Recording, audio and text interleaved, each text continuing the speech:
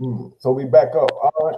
So Tracy, you was telling what was going on as far as your side. Where did you get arrested at? Where was you taking the drugs from? You said you were taking it out of state. Oh, I started out. Ooh, when I started out with some Dominicans, and they had us going everywhere. I was going to Jamaica, Dominican Republic. Hmm. But when I got locked up in D.C. Hmm. What Definitely was, not our turf beat what from was the New pay York. like? What was the pay like? Oh, What was the pay like? I was getting 5,000 on my trips each Hmm. trip. Okay. I Okay. got paid for mine. I Hmm. mean, I didn't carry no more than 2 keys every time I went, so Hmm. I got paid for mine. Oh, okay. And Yeah. so you got knocked in DC. So you did your time in DC?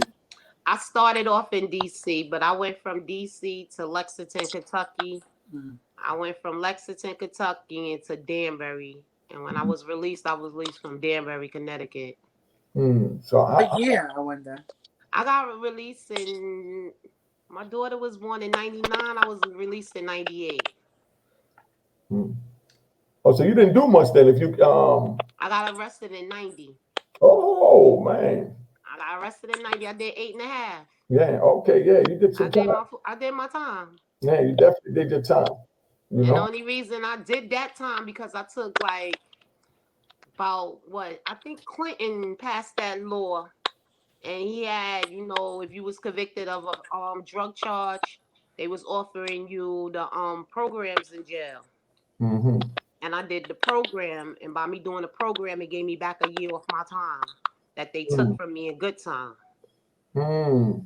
Man. So I end up getting a max of a 6 months halfway house, Mm. which I did out in Brooklyn on Myrtle Ave. Hmm. And once I left the halfway house, I mean, I ain't do the full 6 months because I got home confinement. So I did my home confinement, and then I came out on my probation, which was supervised release. It wasn't probation. I had supervised release.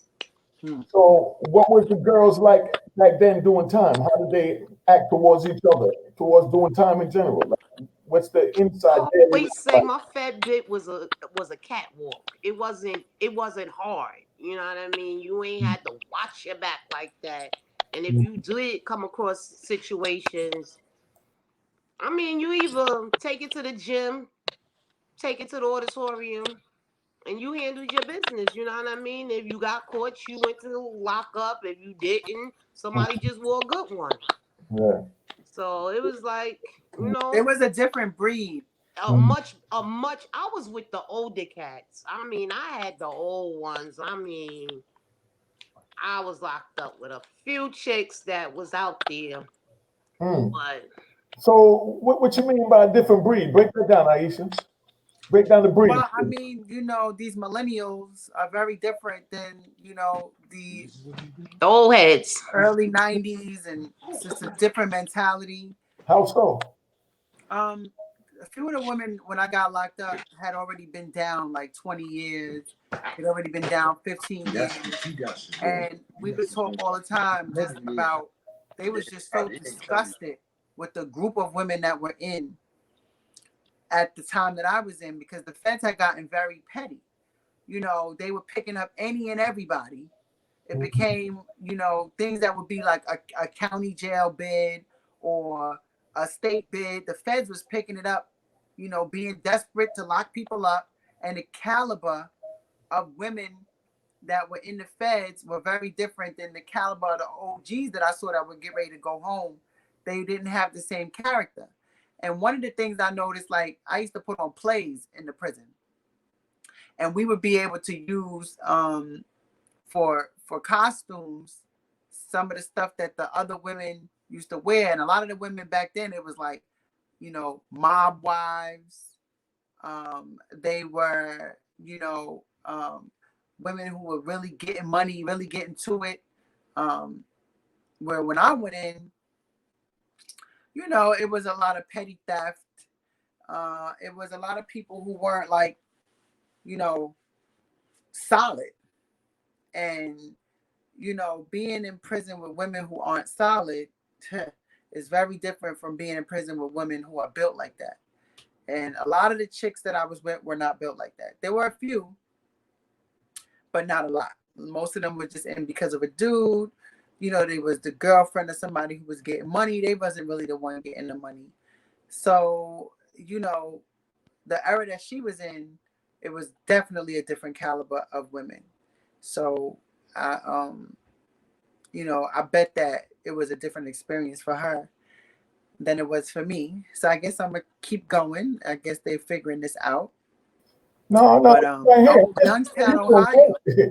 You're doing great. You know what I mean? You took me there. You know? Yeah, you took me there. But that's what's up. You know what I mean?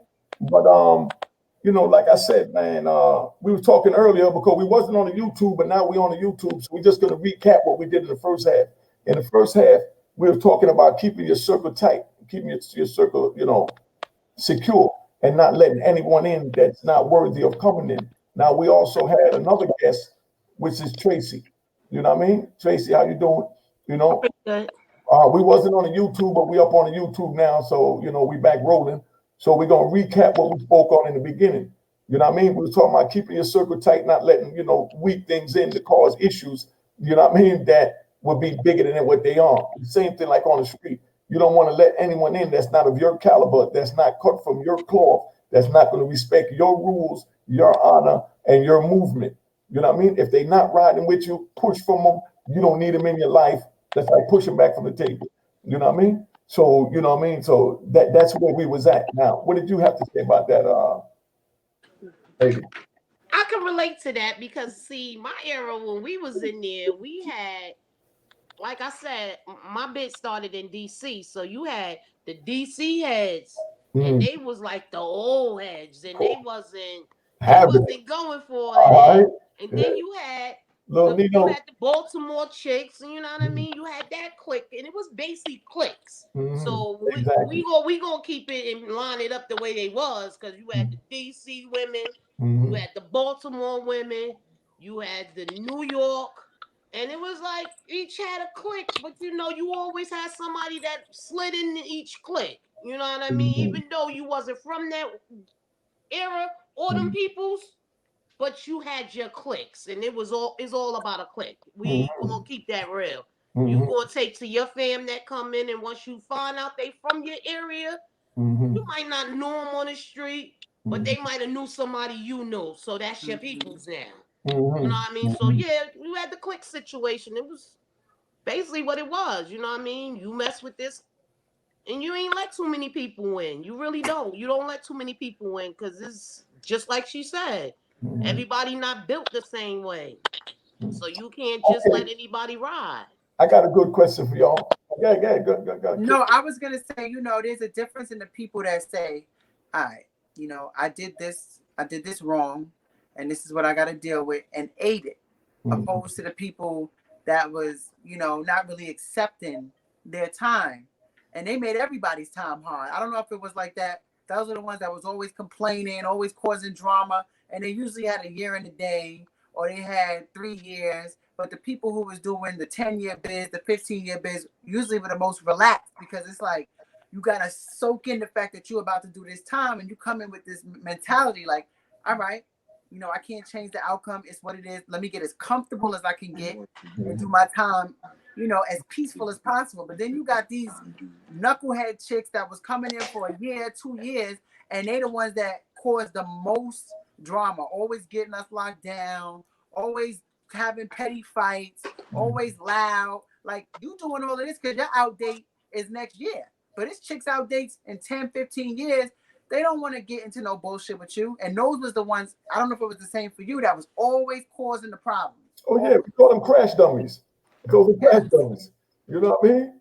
Those are crash That's dummies. just like I said when I first got in there. You know what I mean? I wasn't accepting my time. My time started doing me Mm-hmm. until I actually sat down for them 2 years and realized, yo, I gotta do this. This can't do me. You know what I mean? And that's where the mentality changed in me. Cause I was that one that you talking about. I was that crash dummy. You know Mm-hmm. what I mean? Cause they, But in that defense, it's a hard thing to accept.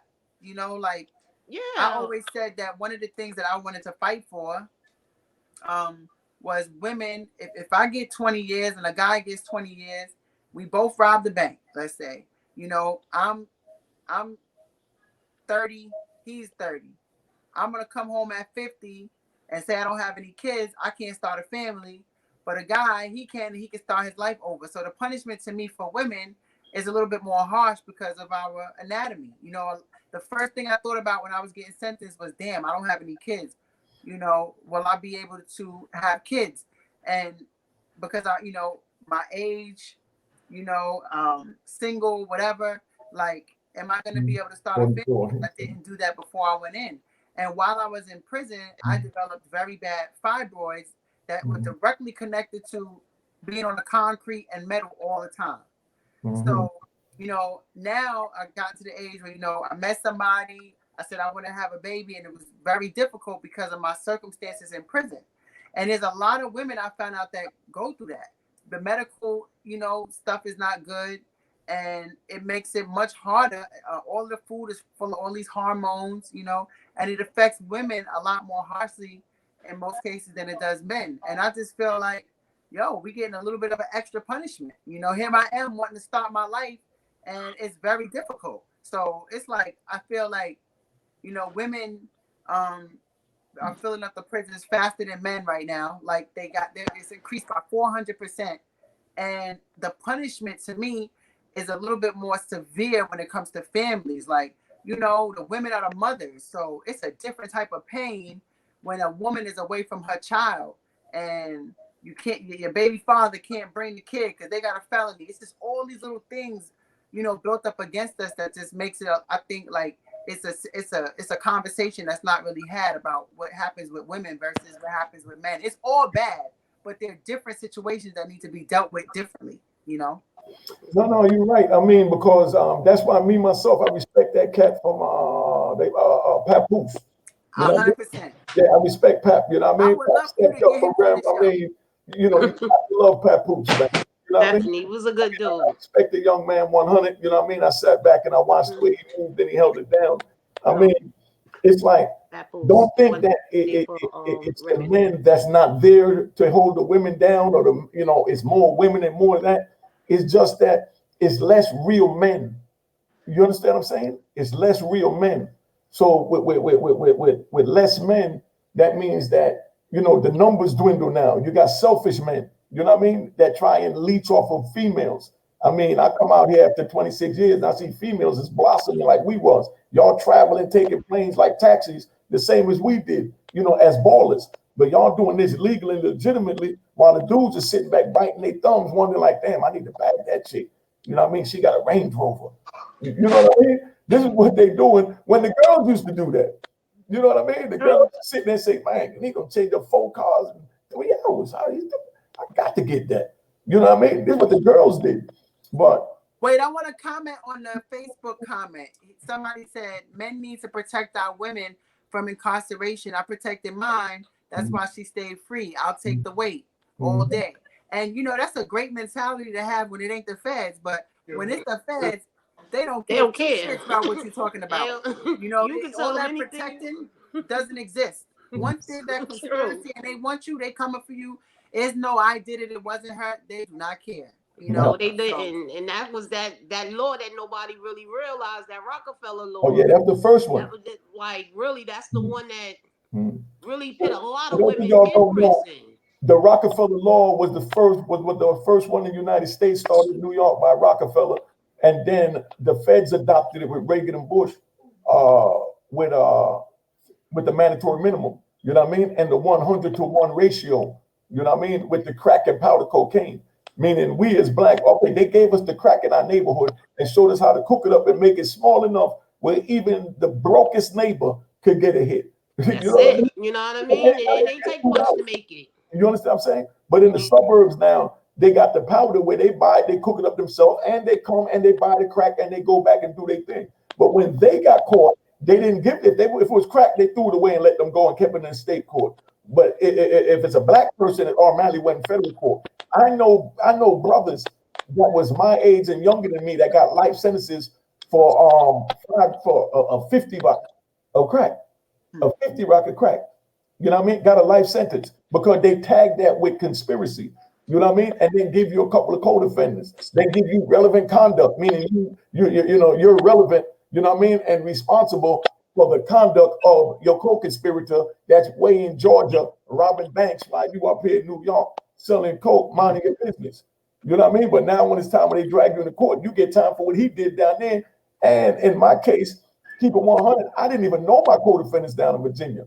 You know what I mean? Like I said, I'm selling plenty of keys up here in New York. So I ain't had time to go down there and run around on the street. My brother was down there. You already know the deal. I sent him the drugs and he did what he did. You understand what I'm saying? And, that's how we blew. But I stayed up here, mind my business. They came and got me from New York, brought me all the way down to Virginia and said, now you're responsible for these 12 men. And we got in a fight in the courtroom at our arraignment because they was calling me hot. They were saying, who's this nigga you put in here? I don't even know this nigga. What, this nigga police? And I'm the boss. But I'm in the room and I'm listening to them all saying, man, they brought me back from this state case. Man, I'm telling you, you the one that shot that little girl. Man, I'm telling you, you the one that robbed the thing over there when you shot Johnny in the leg over on 34th Street. And this is how and I'm sitting there listening to this. So for them to even come out and talk some trash about questioning me, you understand? Even though they didn't know me, to me, it was still a disrespect. You know what I mean? But they got me, you know what I mean? They got me handcuffed to my waist on the right. You know what I mean? Then this other hand here is handcuffed to my waist and to my next co-defendant, but I'm trying to throw the joint up so I can slug them. We all on the floor fighting, and the judge asking them why we fighting. You know what I mean? Because he thinking we all co-defendant, and they jump up yelling that I was hot. You know what I mean? And then turned out all of them pled guilty, and I'm the one that went to trial. Only good thing is I give them credit that when they went to trial, they kept it 100, and they got on the stand. They said, "Man, I don't know Unique. I know he the man from New York, got money in New York, but I never did business with him." So that's how I beat my drug charges. You know what I mean? And being that I had the clubs in New York, Miami, cars, houses everywhere, they threw me in the system. You know what I mean? And said, "Well, fight your way out, nigga." You know what I mean? So what did they charge you to beat what was your charges? They charged me being a kingpin, 848, because of these 12 men, you know what I mean, that I didn't even know down there. You understand? Now, the few people that I deal with in New York, they didn't even get caught up because I'm the only one that knew them because I was selling weed. You know what I mean? Other than that, I ran around New York and partied like a rock star.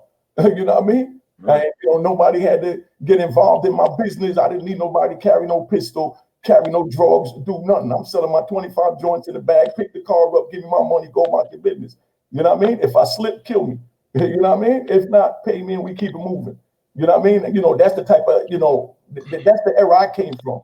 You know what I mean? That's why I respect my comrades. You know what I mean? As far as Kevin Childs, Peter Shue, you know what I mean? AZ, the whole crew, you know what I mean? Pretty Tone Gangster, the ones I always call out, family. Because that's when New York had no law. It was lawless. You understand what I'm saying? Your pistol rule and your heart rule. Because many people had pistols and many people died with their pistol in their hand and in their waistline and in their pocket. You know what I mean? So, the pistol don't make the man. You know what I mean? And I'm not up here talking no gangster shit. I'm not on none of that. No, you're making a lot of sense. I'm just keeping it 100 so that the youth listening know that this joint is real. You slip. You know what I mean? I lost my brother during the struggle. You understand what I'm saying? And I lost my brother's child's mother. You know what I mean? Because somebody made a statement before about Kemba. Kemba Smith. You know what I mean? Kemba Smith, that's my co-defendant. I love her with all my heart. Never had an issue with her. You know what I mean? Locked up with her. You understand what I'm saying? And if my brother wouldn't have died, he would have did the same thing to get her out of prison. You understand what I'm saying? And I wrote her myself in 1996 from ADX Supermax when I was one of the first 200-300 they brought down there. I wrote her to tell her that if she needed me to let me know so I could come back and do what I need to do to testify for, like I did it for one of my other co-defendants. You understand what I'm saying? Because bottom line is, this is my fight. You know what I mean? They brought them in because of me. You understand what I'm saying? So if I had to die in prison, so be it. You understand what I'm saying? That's just the way I was raised. You understand what I'm saying? So, when people talk about, who told this, who told that, man, I don't care nothing about it. I was raised a man. I'm a die a man. It's going to go on my tombstone. I lived as a man. You know what I mean? And that's all I care about. You know what I mean? That's why I love my brother Dollar Bill. You know what I mean? He did what he had to do. He did his 30 years, 30 plus years. So let him know that we be gangsters, man. You know what I mean? He's sitting over here talking about that's me. That's me. Nah, I know that's him because that's we raised on the same floor. You know what I mean? I feel you, boo. I feel No, you, I'm just letting but it be known what it is. If I die today, I'm dying an honorable man. I'm ecstatic if I die right now. I don't live long enough anyway. I That's never deep. expected to That's make this deep. damn far. it is because That's that's deep. all he talk about No, too. I'm That's just what he keeping it talk 100. about. You understand what I'm saying? I mean, someone have to sacrifice, for the masses. You understand what I'm saying? And when you're chosen, you're chosen. You understand? So I was put in a situation to stand on the morals and principles that was etched in me. You know what I mean? From I set foot on the streets, off the porch, coming out of New Jersey, going up into Brooklyn, running around the Bronx, running around Harlem. You know what I mean? These are the rules that was etched in me. So when them people grab me, to this day, I can go to my grave and my grandkids can say my grandfather has never talked to a federal agent a day in his life and did 26 years in prison. Like I said, I fired 3 lawyers for coming to me telling me they wanted to make a deal. It is no deal to make. You know what I mean? I knew what I did when I picked those keys up on the street, and I knew what I did when I picked the pistol up on the street. You know what I mean? So I can't sit here. There's nothing to talk about. Strap them up. Let's go to trial. Whatever happened, we played a little fake game that you played. We know you're gonna railroad me, but I gotta do what I gotta do. I You feel know, you. I did the same. I had to Well take it to said. trial Well too. said. I mean, Definitely. and that's it. And I like I was said, guilty to the max. It was taped to the body. I knew it was there, but at the you end of know the what day, I still wanted to go to trial. I mean? Even though halfway through my trial, I decided I ain't want a jury, but I still went to trial. So Yeah, at the end of the day, I feel you. yeah. Got to.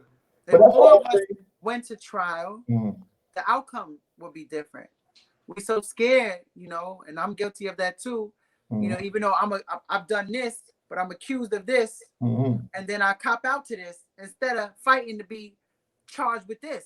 And that's where they get us because everybody's sitting in pre-trial, especially if you don't got no bond or no bail. You want to get the shit over with. You want to get it done. So you just be like, man, just let me cop out to whatever.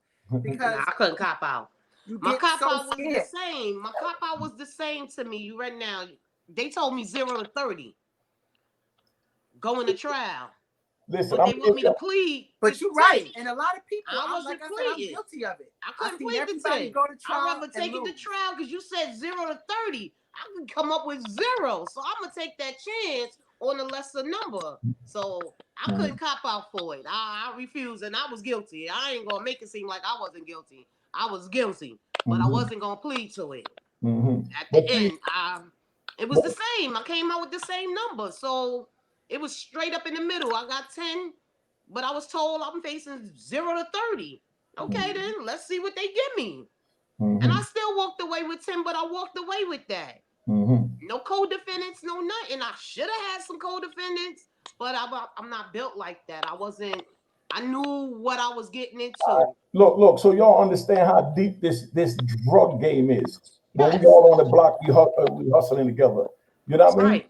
We got mules, we got lookouts, we got dudes that just stand on the corners, we got dudes that just run the store and buy the Dutch Masters. You know what I mean? But when the feds come, One they of those out two. the high road and give you a case. Now, when they do that, you know what I mean, and they bring you in and they got you and they say that you're a part of the conspiracy or you're the head of the conspiracy. Each person that pleads guilty is admitting that the conspiracy This existed. is yeah. Exactly. You understand? Let's get that right. They admitting the conspiracy existed. So now they pick me up. They picked me up with 12 other men. You understand? And a couple of women, and they brought me down to Virginia to stand trial. Like I said, I don't know none of them. You understand? But when I go in there, I know if I go in there to plead guilty, I'm saying this conspiracy existed, and these people did everything that you accusing me of and them of in this indictment, because I'm saying that I'm guilty of this indictment. So I had to fight it and say this indictment do not exist. It don't stand for me. You know what I mean? It And wasn't me. A lot of people need to learn that. You you know what I know, mean? And I wish I knew that because I I I pled guilty because while I was sitting in pretrial confinement for 2 years, I watched everybody who went to trial lose. It didn't matter what the story was. It didn't matter. It didn't matter what the story was. It didn't matter how innocent they were. Some of these stories were crazy, and I watched over and over these sisters go to trial, come back guilty, guilty, guilty, guilty, guilty. So then, I'm young. They like, yo, you better cop out. because I saw everybody that plea that was offered when they lost in trial, their sentence was double that. You know, No, like but my that's what friend, they do. They force you to go to trial. They try and force you to be a rat. They try and force you to cooperate with them. You know what I mean? Because you go to trial, they want to give you life, but you plead guilty. They want to give you 20 years, 10 years, or whatever. You know what I mean? The time is the time. Whether if I decide to exercise my rights and go to trial, I'm entitled to do that. right? And it's crazy because you exercise your What's right, gonna you're do punished that? for it. And that's the part that I don't respect. And that, well, I don't respect the whole system, but that's just so blatant. But I Mhm. always tell people, like, you know, you a bee trying to fly around the anthill. This ain't your nation. This ain't your people. This ain't your laws. You know what I mean? They're not here to help you. They're not gonna give you a fair run. Once you enter their system, you're gonna get dragged. That's it. You know what I That's mean? it. Yeah. There's no fairness in this system. Like the whole shit started from slavery. With the first police was slave catchers. They were state-funded slave catchers, and it Exactly. evolved into the police force. Like it was never built on justice, fairness. Blind justice. They don't even count what's it called, mens rea. What is your intent? They Yeah. don't even look at that. Yeah. So there's a lot of conversation about changing the system and all of that, but the system is foul. There is no fairness in the system. The only I way to lost have my fairness in the sound. system is to not participate in it. That's the only way. Once you get in it, you a pawn in their game, and they're gonna railroad us and continue to railroad us the way they've been doing it since we came to this country. It's never been different. It's just different forms of different things. They literally, when I was doing all my legal work, because I was like the jailhouse lawyer, I was always doing people, appeals and whatever. And when I started looking at these cases and I saw how many people was getting life for non-violent offenses, it used to make me so sick. I couldn't even read it. I'm like, they're burying us alive. Like they're taking people out of their household, out of the street, and locking them up forever. Do people know what forever means? Yeah. Like that's why I came out and I was so passionate She lost her sound because her about phone doing, had run. all these different speeches and different things about mass incarceration. Because I'm like, the world don't really even know what's going on. You know what I'm saying? Like people are getting locked up for the rest of their lives for selling some damn drugs. It's not that All serious. right. I It's can't not hear that them. serious. Like people take drugs every day. People go and get All right. prescriptions every day. And they locking this up forever for something that's a choice. Now, if I grab somebody's What is arm that? and I stab them with some heroin, and I'm like, "You gonna get high," and I'm forcing it, that's different. But these are people's choices that they make about their lives and it's business. They have no business giving people life for selling some damn drugs. I'm sorry. It's just a catch-hole to just get rid of us. I remember it was one of the movie star sons. Oh, Carol O'Connor, the dude that played Archie Bunker. I think it was. His son died from shooting heroin, or daughter, one of his family members died from shooting heroin. And then he took the dope man who sold her the heroin to court for the murder. When she paid the price, she did her thing. You know what I mean? But he took her to court. You follow me? For her choice to get high. For Right. her choice to put too much in the cooker. You understand what I'm saying? Well, yeah, I was locked up with a girl, and her friend used to both get high. They used to both get high. They would take all these pills. They would shoot up. They would do it together. Mm, Both overdosed. She was my bunkie. They mm, both overdosed. Her and her best friend. The best friend died. She survived, but they both was in the hospital. Same thing. They charged her with the best friend's death. mm. Yeah, So to me, yeah, it's just like these women were making their own choices. You know what I'm saying? Like, how you gonna charge her for her death? She was getting high, and she yeah, was getting high. She didn't stick no needle in her arm. She did it to herself. yeah. So it's like they taking their power shit like too far. Mhm. Too far. They're not including decision making in the sentencing. Mm. Exactly. But that's why that Trump law that I got released on, the one that he signed, the 404, me and Brittany Barnett gonna be on Wednesday night and speak about it. If you want, you can pop in the meeting. You definitely, a regular more than welcome.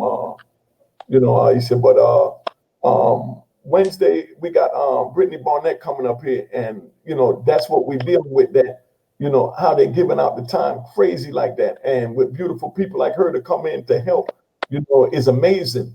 You understand what I'm saying? Because, at the end of the day, nobody deserves it. It didn't take me 25 years to become the fly man I'm sitting in front of you today as. You know what I mean? Yeah, that's that shit. But anyway, no, but you know what I'm saying though? I mean, but it didn't take you 10 years to learn your lesson.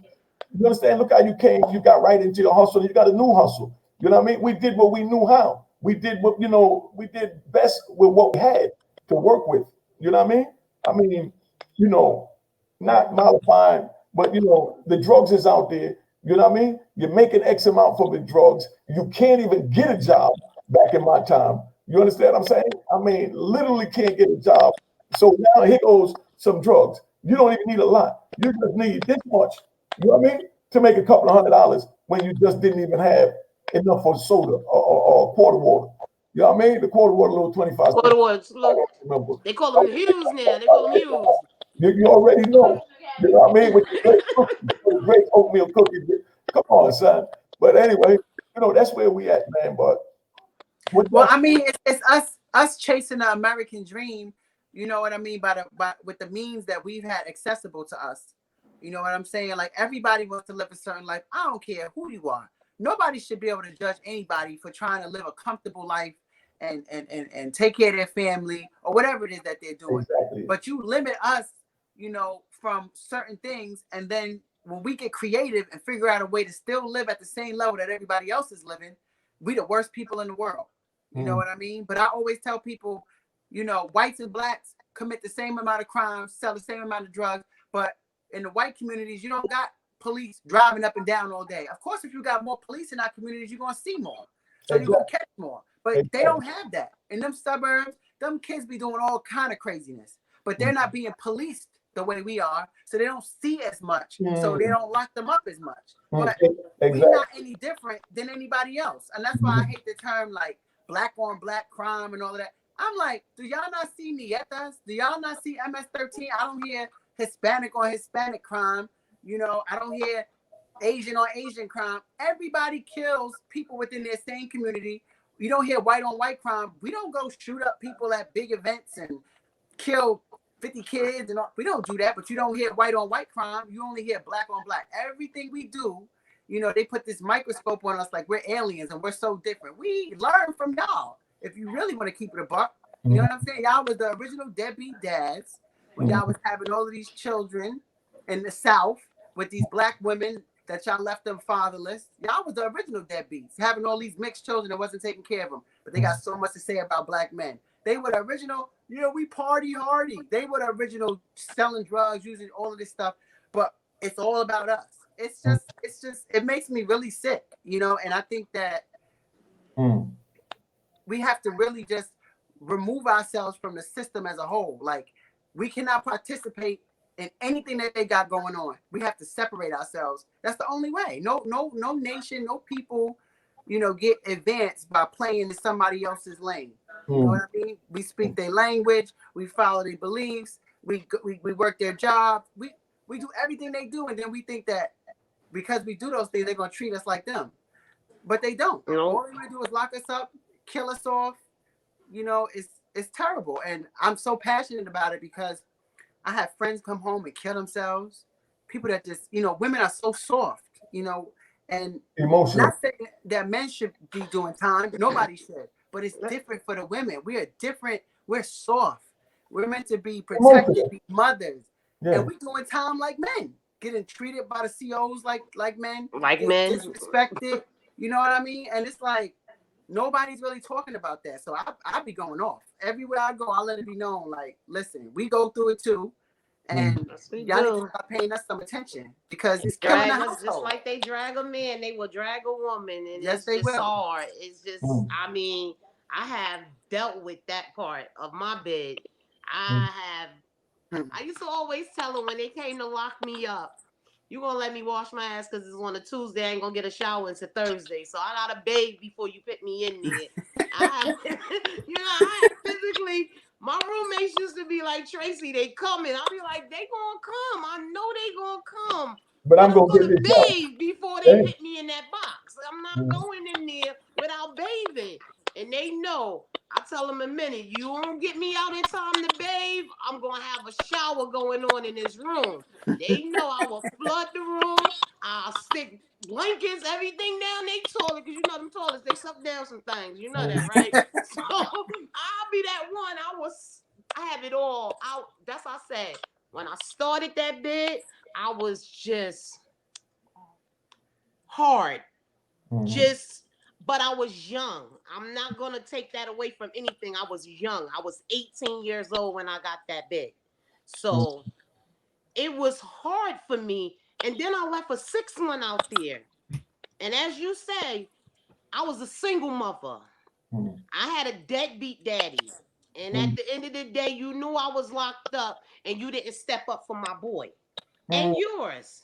You know what I mean? He was raised by a bunch of women. My mother, my sister, you know, that's who raised my son. And then when I came home, I had to fight for that, to do that. And I had to fight him more than I had to fight anybody else for him. You know what I mean? Because he was just under that impression that I didn't want him because I wasn't there. But he was told a story that I felt the truth would have made our relationship a little better. So it's like that's a big thing that us women have to deal with when we come home. Like you say, you didn't leave none out there. But to tell you the truth, when you come home after leaving one out there, you coming home to another battle. And that's a hard battle. Because it's like, boy, don't you know the things that I had to go through for you? The things that I did for you. But he always make me feel bad because of my choices. But like I said, it was to give you a better life. It might have not have been the best life, but it was a good life. We didn't want for nothing when I was doing it. I was taking care of you. And when I came home, I stepped right back in them shoes. I was like, nah, this is my child. I never gave up my rights to my child. Nobody got papers that stated that I gave you custody. This is my kid. And I stepped back in that role, and I still fight with him to this day. We still fight. And much as I believe, tell you the truth, 30 years old and still on my couch. You feel me? Because at the end of the day, ain't no love like your mother's love. But see, I agree with that wholeheartedly because that's what the whole thing is about to me. It's all about a mother's love, man. That's where it all came from. I know some kids that's so bad and so evil. I'm talking about evil kids. You know what I mean? But you know what I mean? You know that their mama had to love them because Gotta love them. You gotta love them. you know what I I mean? try to tell them all the time. You know what I'm talking about. Like those kids that got ADHD. If you They ain't don't got no know, ADHD. That's an excuse for a mother not being here for their yeah, child. but I'm you so know, sorry. no, but I you think know, that's what that is. I took a lot of different psychological classes to get my mind right, right? And there is a lot of different diagnoses that they have for our everyday urban community, you Talk know, about that that. we take for granted. You understand what I'm saying? I mean, when a dude sit there and he like to fight, you understand what I'm saying? And you know what I mean? And just don't want to listen. And he's always hyper and he's always aggressive. What's the first thing you say? Man, that nigga lunch. You know what I mean? He bugging. You know what I mean? When you take it as nothing and brush it on the wood, but that's a sign crying out for help from a young age. But nobody paid no mind. And then before you know it, he start, killing cats in the back alley. You know what I mean? And killing dogs and cutting off dog heads. And no one's even paying no mind. He's man, he just bugged out. That's so nasty. And nobody still ain't paying it no mind. You know what I mean? But But then that's before all you it know it, is. they start That's what I raping think women that and is. cutting I off agree nipples, with you. saving it for souvenirs. You know what I mean? And that's how, these sick, psychopaths come to because no one paid attention to them because they took their illnesses and that ain't nothing. He bugging. You know what I mean? But no, because like I said, everyone is not the same and not cut from the same cloth. So when you see these characteristics, you have to know to say something. You know what I mean? And if you don't, Definitely. then you already know what's going to happen. You know? That is so Wow, true. that's deep. It So, is. you But it's know, the truth though. You gotta give it to what it is. It's the truth. And It man, you know, doesn't, I don't think it exists. I think you just need to pay more attention. exactly. Give them what they need. Because they reaching out for it.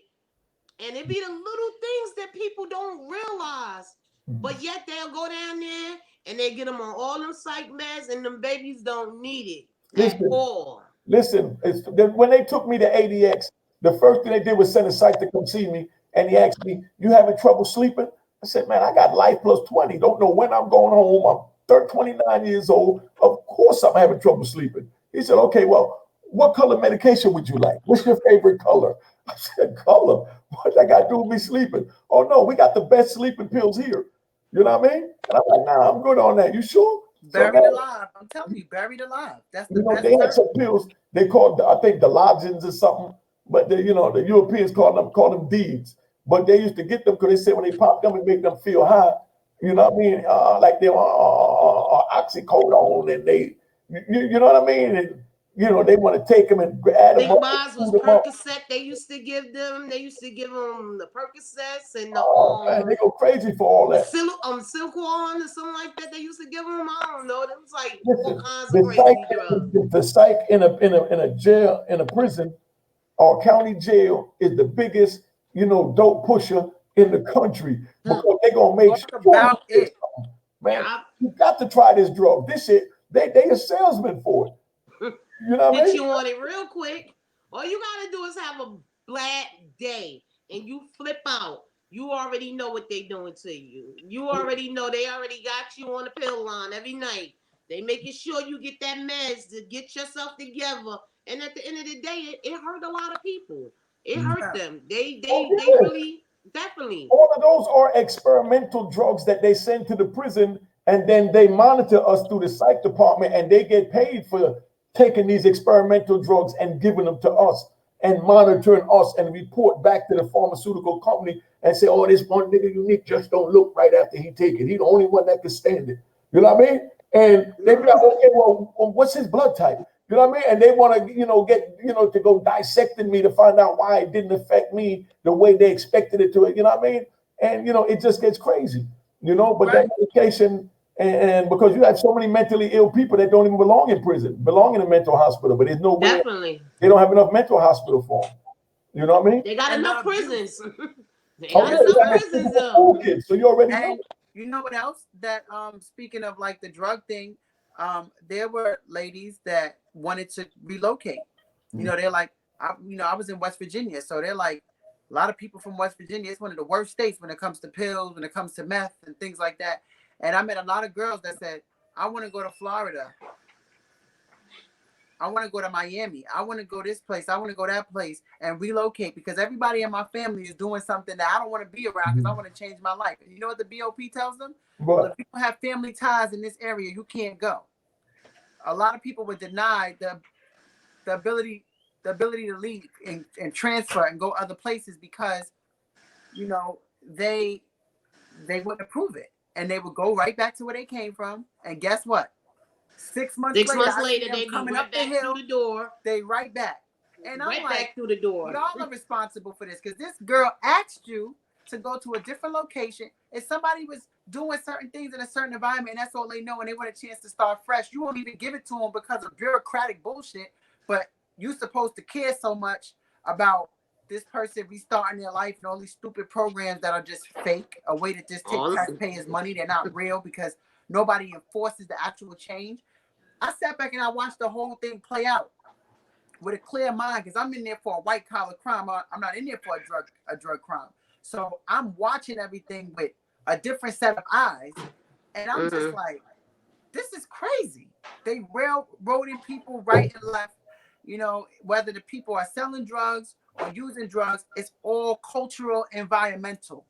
It ain't like somebody woke up and said, my dream in life is to be a big drug dealer and go to prison.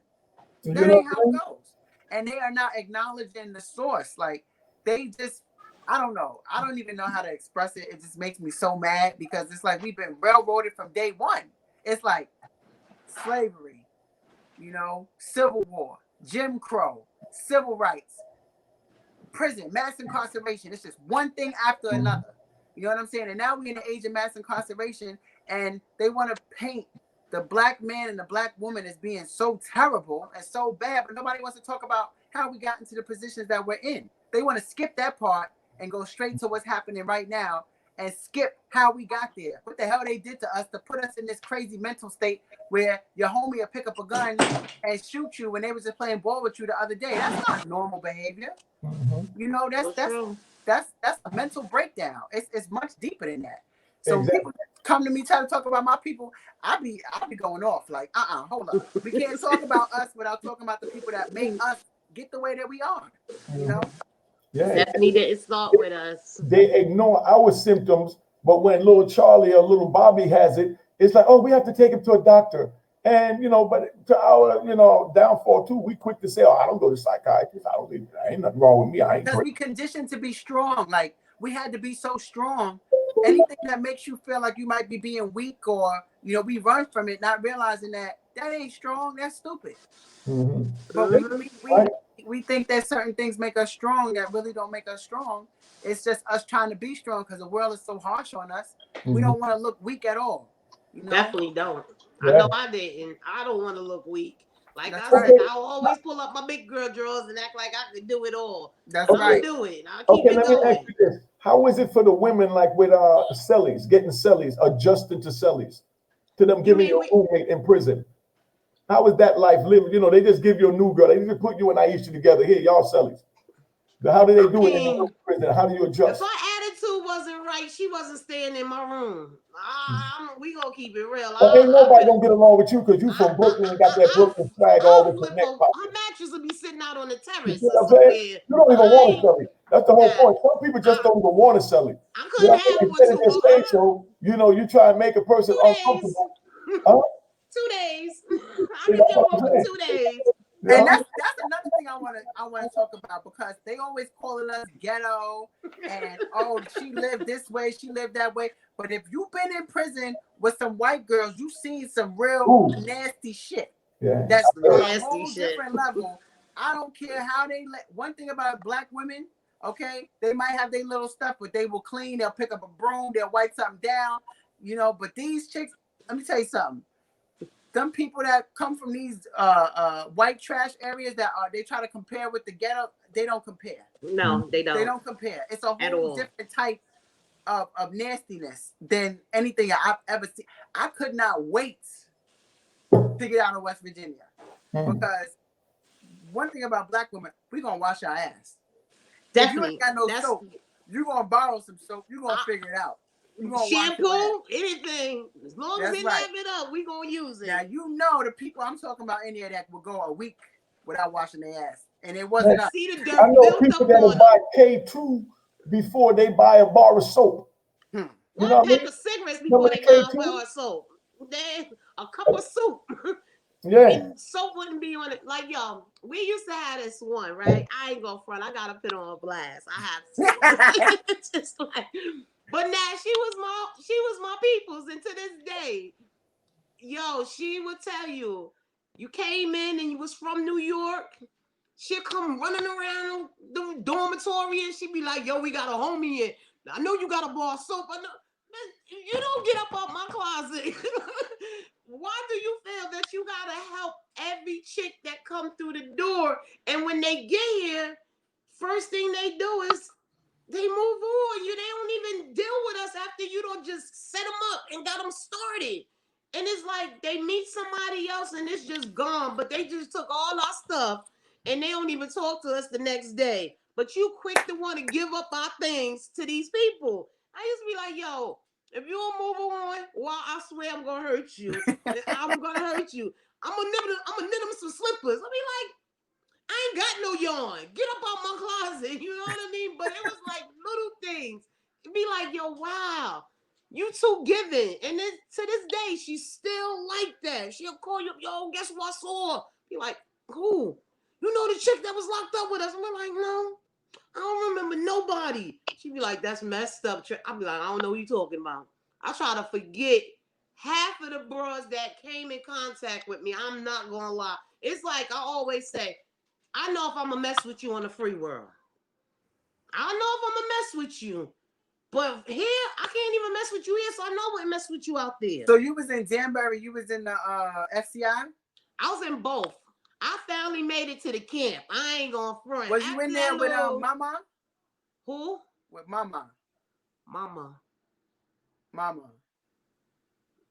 Gotta give me a better name.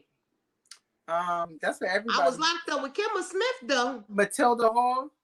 I was locked up with Kimber though. Uh-huh. I did my bit with her though. We was in Danbury together. Was you in there with what's her name? She just came home. She had like 14 life sentences. Not Alice Johnson. I was with the Raphers. I was with Pappy Mason moms. I was with Miss Mason. Okay, hold on.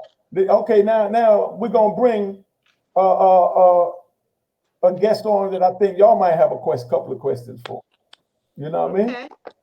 Cynthia, that's Cynthia Bailey, she's a correction officer or ex-correction officer. Doing? How you doing? What's up, Cynth? We're talking to you doing? You want to give us some stories on how the females are carry themselves on the inside? Give them one of the topics we were speaking on, young ladies, so we can get Cynthia involved and get a correctional officer's point of view as far as how she viewed, what you were just talking about, like the females being trifling. You know what I mean? She could tell us better stories than we could tell her. she got some stories for us. Give us a story. I've been in the prison system for 15 years, and I deal with people who have life sentences. I'm out here in Raleigh, and can y'all hear me? Yeah, we can hear you. So clear. Okay, I deal with people who have life sentences, and y'all was talking about people like being in jail for drugs and stuff like that. I've seen people have 875 years just for drugs. You know what I'm saying? And it's kind of sad, you know what I'm saying, to have 875 years for drugs. You know what I'm saying? So I've seen a lot. I've been there 15 years, and it's kind of sad, but it is what it is. You know what I'm saying? I go there and I just treat them firm, fair, and consistent. I treat them like they're human beings. You know what I'm saying? Because I could have been there. You know what I'm saying? So I've seen a lot. I always say y'all locked up with us. At the end of the day, only thing make you different from us is you carry keys and we didn't. Exactly. You know what I mean? So I always try to respect my correctional officers. I buck with y'all a lot. You know what I mean? I ain't gonna make it seem like I wasn't one of the ones that will buck on you real fast, but I always consider y'all just like us. Y'all wore a uniform. Yeah, it's like I said, I lived in Harlem. I lived on 150th Street. You know what I'm saying? So I've been around a lot of people, did a lot of things in my lifetime. You know what I'm saying? So I can imagine it could have been me in that jail cell. You know what I'm saying? 1 second, it could have been me. I want to ask her something too. Like, so I was in Alderson, and there was a captain that came in there. His name was Captain Grimes, and when he came in there, we had never had anybody black of authority in there. There hadn't been a black warden, there hadn't been a black captain, and there hadn't been a black assistant warden. They had one before that, but somebody spray painted nigga on his car. They tried to say the inmates broke into the paint room and they did it, but it really was the white officers that did it, and they tried to blame us. So nobody black really wanted to come there. And then every time somebody black would come in any type of position that was any type of position of some stature, it would always be an issue, and they would leave.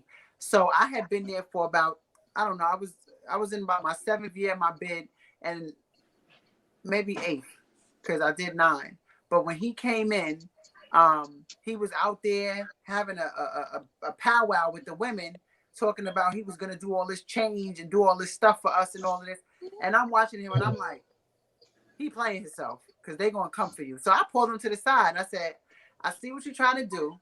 I know you're new here, but I'm telling you right now, these white folks that work here are going to railroad you.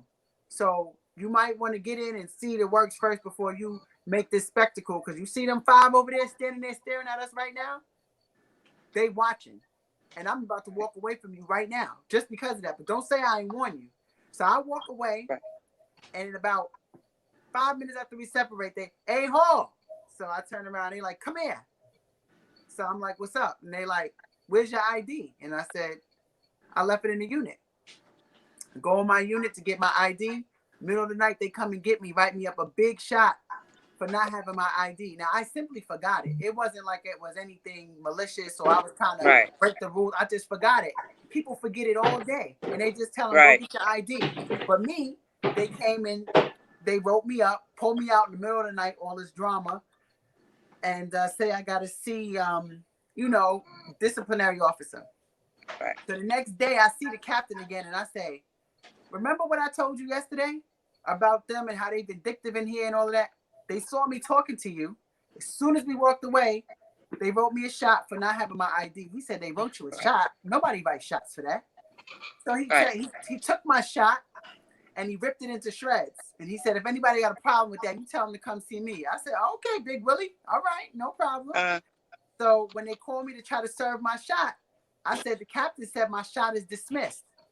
They said, he can't do that. And this is somebody who, he was their superior. And they're telling me he can't do that. I said, well, he's my superior. So he said it's dismissed. It's dismissed. Well, let me tell you something. Make a long story short. The day that I got released, that same captain came, because there was cameras and stuff there, because I was doing some television stuff. And he came and he said, we'll take your cameras. And now, mind you, I wrote a complaint on his behalf because I wrote one about the racism on the compound. And I included that even if the black officers can't get respect, how do you think the inmates feel?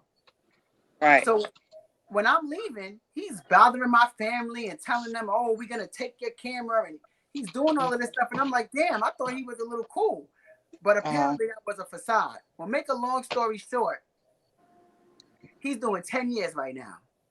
This captain. Wow. Because they set him up. Oh, yeah. Homeboy we talking about, yeah. Yes, they set him up.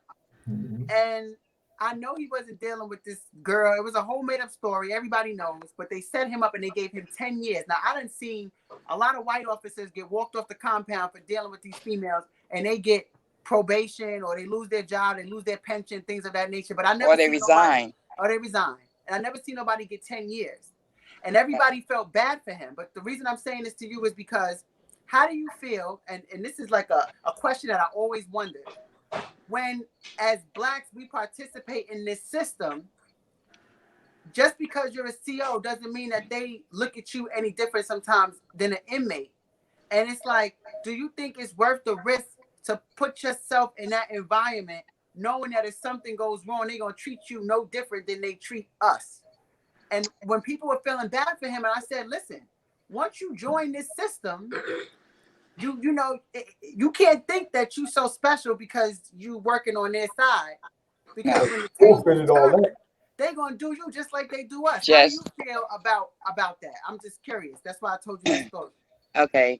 Like you said, you're right. They look at us, to be honest, as like inmates. Okay. Because you got some CEOs in there that some people are dirty. You know what I'm saying? So the internal affairs, they look at us, they check us out. They look at our Facebook pages. We come in there, the dogs search us too. You know what I'm saying? So we're treated like you said, when you do something wrong, you're going to be on front page or, you're going to get 10 years or whatever. We'll get worse than the average person would get. So I don't know. I just look at it as I come in there and I do my job and I stay out the way. You know what I'm saying? Because you could easily get into that so you could easily get into that trouble easy. You know what I'm saying? Because they searching you, they watching you. You know what I'm saying? But even out here in the streets. The reason I'm asking is because when we go in, we don't have a choice. We taken off the street, we get caught up. When you guys go in, you make that decision. And once you see how the system really is, is it worth the risk to put yourself in that position? Because if I can get the hell away from prison and as far as possible, right, I'm going the opposite way. But it's worth the risk. I understand what you're saying. It's worth the risk. Yeah, it's worth the risk. Like I said, because I've been there 15 years. I got a family to feed. You know what I'm saying? So it ain't much out here. It ain't much jobs out here, you know what I'm saying, to support my family. You know what I'm saying? So I have to live by the books and do what I got to do to make sure my family is fed. Right. You know what I'm saying? And then I want to be a prime example to my grandkids growing up. I don't want them in the prison system. You know what I'm saying? So it is worth the risk. You know what I'm saying? So it's Your not so life much that you just want to do it. It's about economics more so. right. And yeah, it is. It is. It is. And you want to be enlightened to people in there too. You know what I'm saying? Because they live in a rough life. They already serving their time. You know what I'm saying? So when I come in there, I don't want to be a mean person or, a strict person. I just want to be, y'all do right. You know what I'm saying? And the day will go by smooth. You know what I'm saying? But I don't treat them nasty or none of that. Because like I said, that could have been me in that situation. You know what I'm saying? So sometimes you could brighten up their day. You know what I'm saying? Just by coming in with a smile on your face. So it is worth it. You know what I'm saying? Because you could be a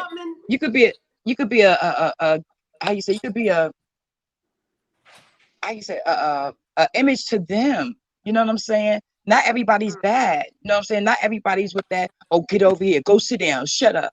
You know what I'm saying? Nah, they Now, human when you see beings. that, have you ever, because I've seen nice officers that are really cool, don't bother you, you know what I mean? And then there's always the asshole who want to treat you like garbage for no reason. And when I see that cool officer that treat us with so respect, I expected that they would correct the officer who was being nasty. Because and that's just like the police force. They the same. They all together. They still brothers in uniform. They not going to do it in front of us. If you see somebody saying something, out of the order, you know what I'm saying? No, you can't check them right there. You know what I'm saying? You can't. You know what I'm saying? No. But you can't pull them to the side and say, look, that was wrong. You know what I'm saying? You don't treat nobody like that. I've you know never what I'm seen saying? So, huh? I have never seen a city do that.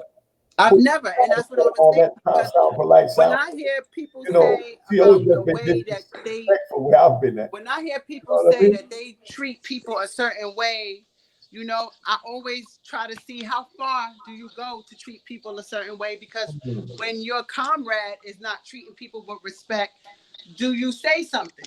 Because you could be as cool as a fan, but if I see my sister being, abused in any way, or I gotta speak up. I gotta speak up. Right. You can Up. always stop it. But it ain't you can always step. It ain't too many officers out there that's doing my that. character is so strong. I'm gonna say something. So why doesn't that Right. carry You can over always in step that up job? and you can always step into an it. exception to that rule. Right. You can always step into it and push them aside and be like, yo, come over here. You know what I'm saying? And you talk to them, chill out. You know what I'm saying? So you can always do that. You know what I'm saying? Talk to another person that's going out of their way to disrespect another person that's uncalled for. You could always say, yo, chill. You know what I'm saying? Right. So, like I said, I've been there all them years, and but where were you? Were you in a federal prison or was you in a state prison as a correctional officer? I'm in state. Okay. I'm in a state in Raleigh, North Carolina, where people got life sentences. For men? You know what I'm saying? Yeah, for men. Men or women? Men. Men. For men. You know what I'm saying? And that's when they was doing execution at the time when I came in. And then, like I'll say, a year later, that's when they stopped doing the execution. Are you still a correctional officer? Yeah. Or are you are? So you got I'm still am. 5 more years and you're gonna retire from this situation, right? Nah, well, it's really 30 years. It's 30 years? They got their 30 years. They're trying to push it to 25. So, it's like 30 years right now.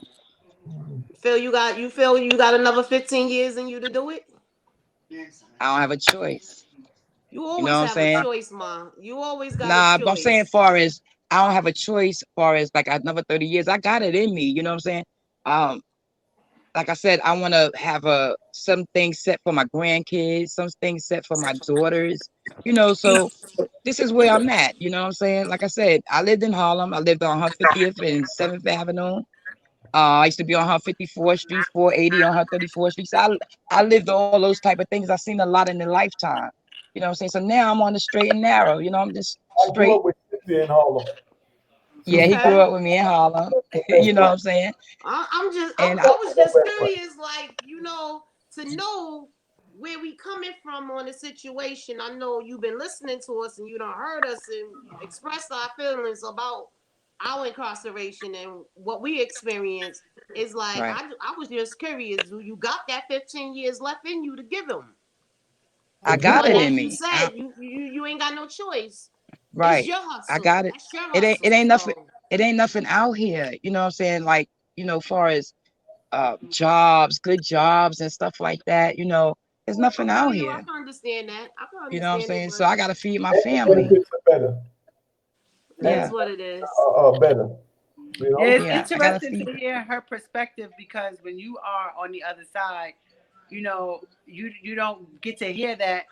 Your judgment is straight like, oh, this person is part of the system that has me going through the worst part of my life. And you don't really listen to the other side. But at the end of Yeah. the day, in certain areas in America, there's more prisons than you have universities. And it is the Right. number one jobs around. But I Yeah. always used to say, me and someone was having a conversation about that. And I said, if you had some crazy person bring back slavery and the only job was overseers, how many of us would take them? Right. Sometimes when you're in that system, even if you're going to be in it, I would love to come back on here in 6 months and you tell me about an officer that was nasty to an inmate and you check them. Yes, And I then I never would be heard like, that. okay, Right. Right. okay, now we Right. making progress. You know Right. what I mean? Well, Basically, we Because making progress anyway. You know what I'm saying? Because like I said, being out there with the inmates, you know what I'm saying? And you coming in there with being firm, fair, and consistent. You're not being nasty. You're not treating them any type of way. You know what I'm saying? If you can help them, you help them in the guidelines that you have to be able to help them with. It's not like, oh, can I get a pen or paper? Oh, go see your sergeant. Or you try to do the best you can to help them out. You know what I'm saying? Because they're in a bad situation. You know what I'm saying? So I definitely try to help them out. You know what I'm saying? In any way that I can. So like I said, you got some people that's in there, the officers, you got some that's good and you got some that's bad. That's in life and anywhere you go. You know what I'm saying? But I'm not here to give them more time. They got the time that they got. You know what I'm saying? I'm just here to make sure they're safe and secure. You understand what I'm saying? Safe and secure. That's it. that's what's up. So yeah. That's what's up. You got to make sure they're safe and secure. I'm not here to punish them. So you ever been accused of doing something inappropriate with an inmate? I know they charge females with that a lot in the men's Yeah, prison. never. I've been there, like I said, 15 years. I've never been written up once. No, not saying that. You know, they like to try and throw y'all in lumps. You know what I mean? They always think of a female Yeah, inmate, especially a fly inmate like myself. Oh, yeah, she yeah, was, you know what I mean? yeah, I yeah. can keep Now it you, 100 it, Asia. it's I mean, it's Aisha. stuff like that goes on. You know what I'm saying? What I'm saying. But I personally never been No, accused no, because, but I mean, like, they accused me. They put me out of a real plush joint I was in Florida in 2018, and for the same thing because it was a Spanish female was real giddy and enjoyed being around me. Which I mean, what do you expect? But she had a good she had a good choice. But anyway, they see me But listen, I have a pre-record with Godfrey at 11. I have another interview at beautiful. 11 o'clock, Yeah. and he's texting me like, "Where you at?" Okay. No, But go I ahead hate to and have to go because this was so dope. yeah. It was But I good guess we're talking gonna to have to do you. it again. Yes, it was so Definitely, nice to meet definitely all gotta of come you. back. yes, I looks like I'm gonna be a regular on this joint. yes, Aisha, yes. But it was nice to meet you, and it was Same very here.